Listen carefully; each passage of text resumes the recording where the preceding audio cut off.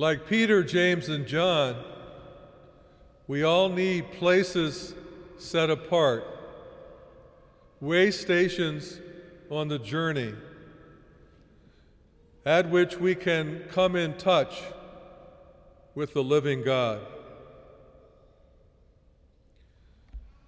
In 1842, when this university was founded, Father Sarn and his companions inherited a worship space, now called the Log Chapel. It was a place that was built by French missionaries who were serving the native population here. It got them through the first couple of years, and then as the university began to grow in size and scale, the first church was built roughly on this site. It was intended to be a center of the Catholic identity of the university community. But soon it was too small. And in 1871, the cornerstone was laid outside. But because they didn't have enough money, it wasn't until the late 1880s that Sacred Heart Church was finally completed.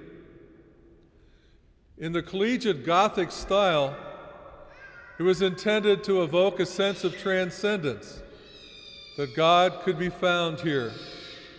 The stained glass windows, the Stations of the Cross, the religious images on the ceiling and spread throughout the church were all intended to evoke a sense of God's presence, a reminder of the great journey that is the Jewish Christian story.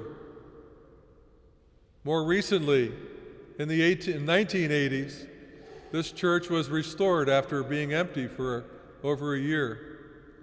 And when we dedicated it again, because of the new lighting and the replacement for the windows and so on, people could once again experience here that sense of wonder and awe. Having given tours to many visitors to the campus for the first time, how lucky we are to have this dedicated space kind of set apart from the rest of our activity here, where we come for worship and for prayer. We also have the good fortune right next door to the church, now a basilica, to have the grotto, kind of an imitation of the grotto at Lourdes in France. How many people have found God in that place? How many marriage proposals have taken place there? How many prayers for success on exams or for a proper determination of one's career choice or whatever it might be? These two central places on our campus, in some ways, even though they're in the midst of everything else, are places set apart where we can focus on our need for God and God's presence to all of us. Notre Dame has had 3 astronauts in its history, and I've had a chance to talk to each one of them in turn. And they said it's absolutely amazing to be in outer space and look back on Mother Earth. What a different perspective it gives on reality and on God's creative power. They felt blessed to have had that opportunity.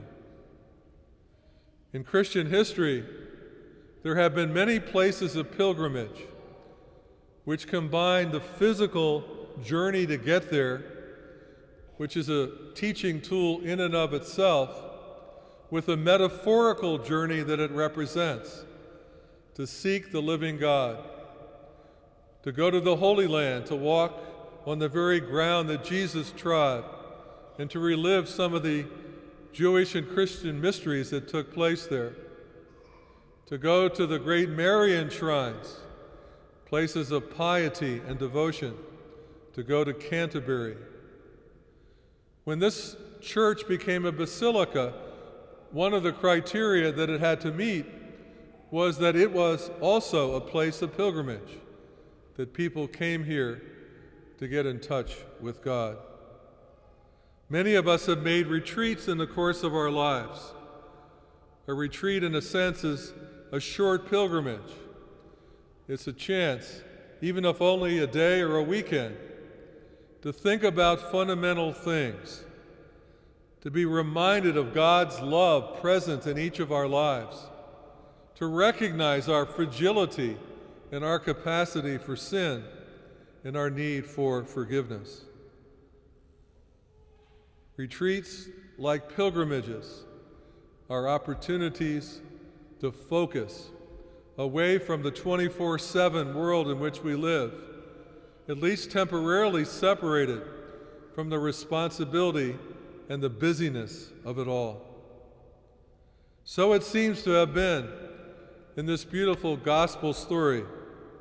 Jesus takes 3 of his disciples up to the mountain, like Moses went up to the mountain to get the 10 Commandments, to be in communion with God. And while they're there, they have this vision of who Jesus is. Moses, the great figure of the law, Elijah, one of the great prophets, representing the foundation stones of Israel. And while they're there, this image of Jesus and the voice from the heavens, like the baptism in the Jordan River.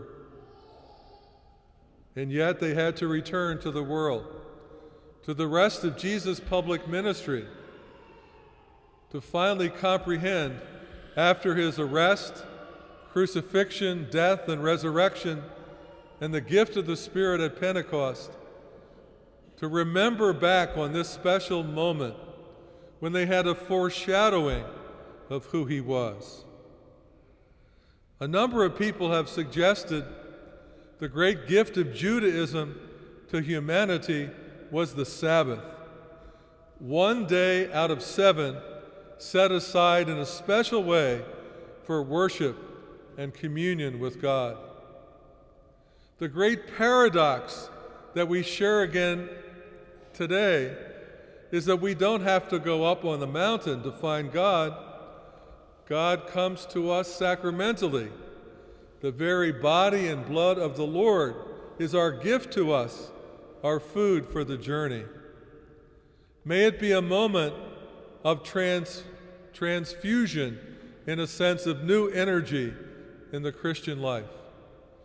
In this journey of Lent, this time of greater reflection and comprehension of what we're called to do and to be, may this Eucharist we share be a reminder that God has come to us in our humanity, in our very need, and we are empowered as a result to go out and live the good news and spread it to the ends of the world.